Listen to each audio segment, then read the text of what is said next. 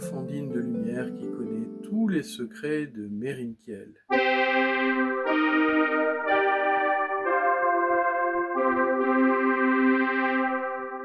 Oyez, oyez, fait au sujet de Merinkiel et bienvenue pour ce 10e épisode des Chroniques de Merinkiel. Aujourd'hui, notre épisode est intitulé Terre Brune. Terre Brune, c'est un village qui se trouve au sud du continent.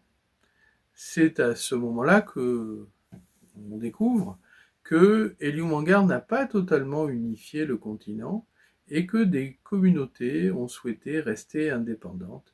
Et c'est le cas de ce petit village d'une centaine d'âmes.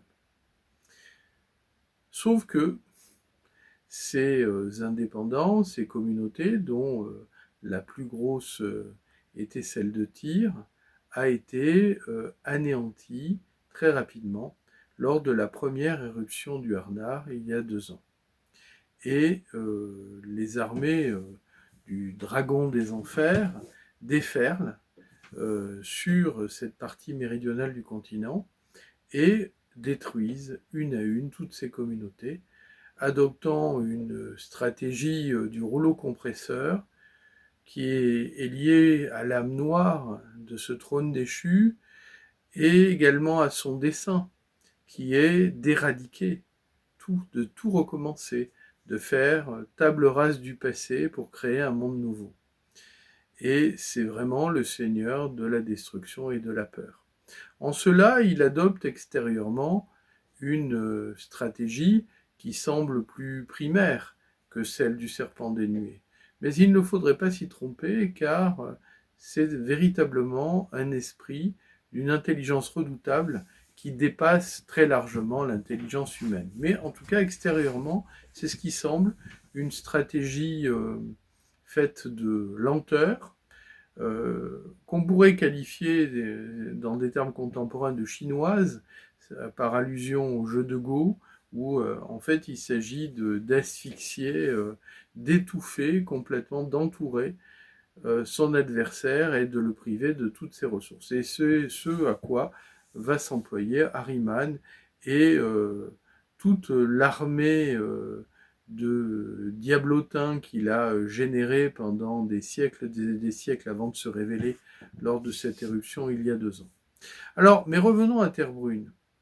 Terre Brune, tout petit village, est peut-être le dernier village échappé de ce raz-de-marée démoniaque qui déferle du volcan du sud du continent.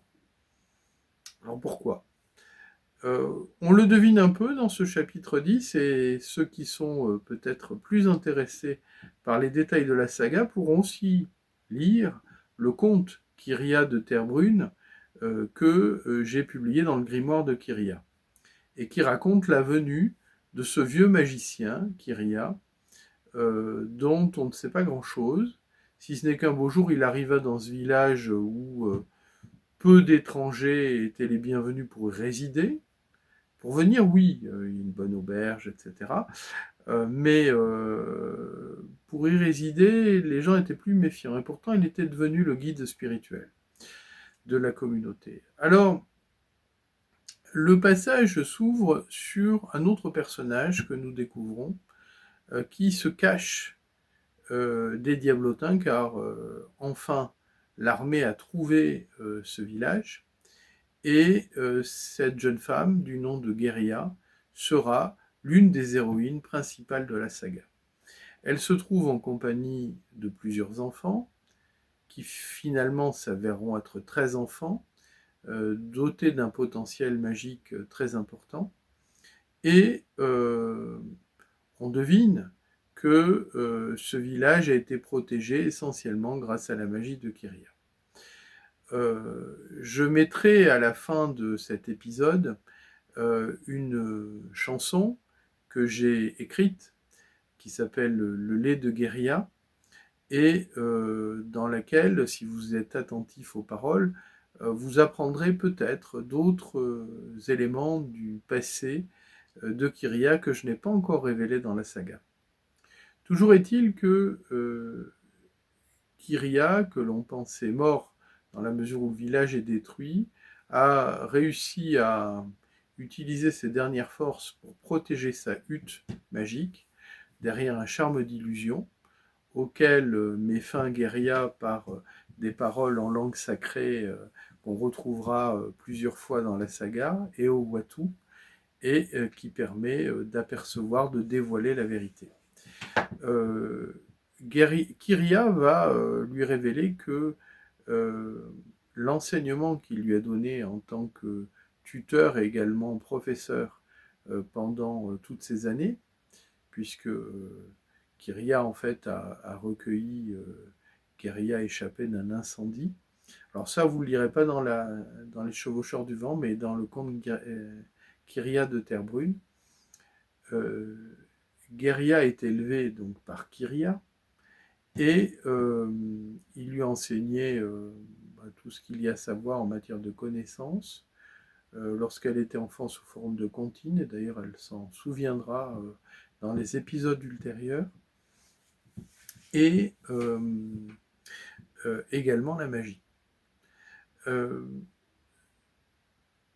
Également, c'est l'occasion finalement de découvrir un 7e clan.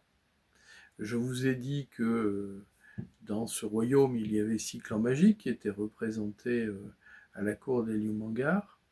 Il y en a un 7e qui est le clan caché, et dont, à la destruction du village, Guérilla va devenir le chef.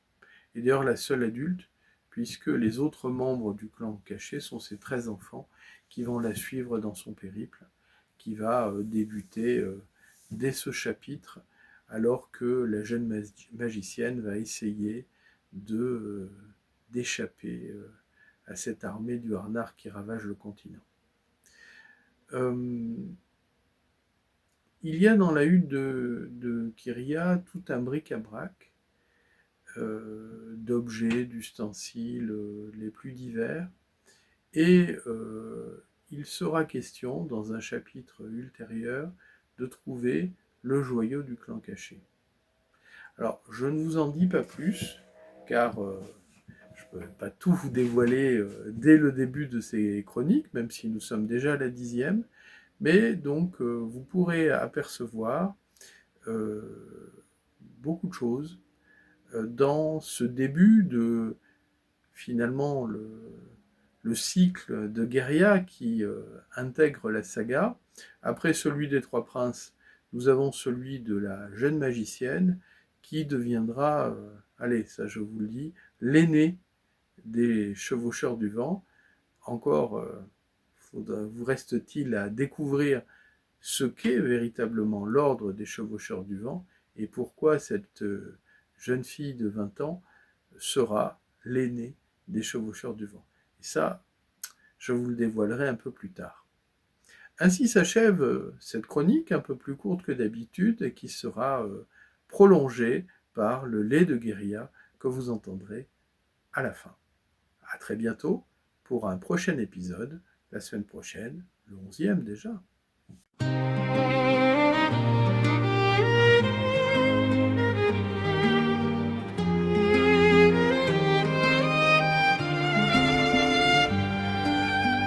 Terre brûlée du sang du Harnar,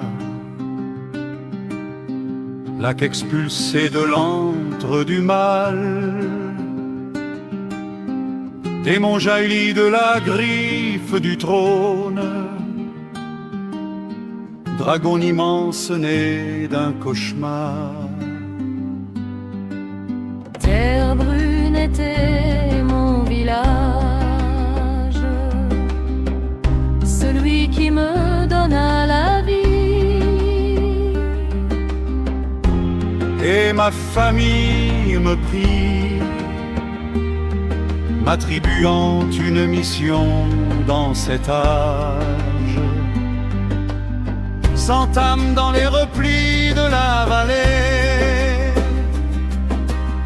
du monde tourmenté s'était retiré, Soustraits aux affres du grand empaille, voilé au regard de ceux qui sont pires.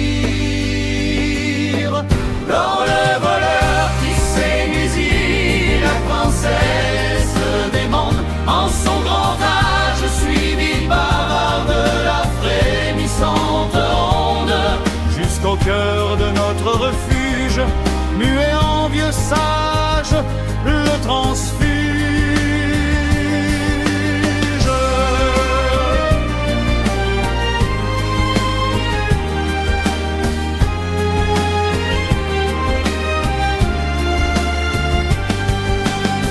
Il enseigna, conseilla, fut un guide. Des flammes magnifiques, il m'enleva. Sauveur, tuteur et père, il m'éduqua. Car brillait en moi un secret limpide. Et le voleur qui séduisit la princesse des mondes, en son grand âge suivi de bas vers la frémissante onde, Jusqu'au cœur de notre refuge, muet en vieux sage, le transfuge.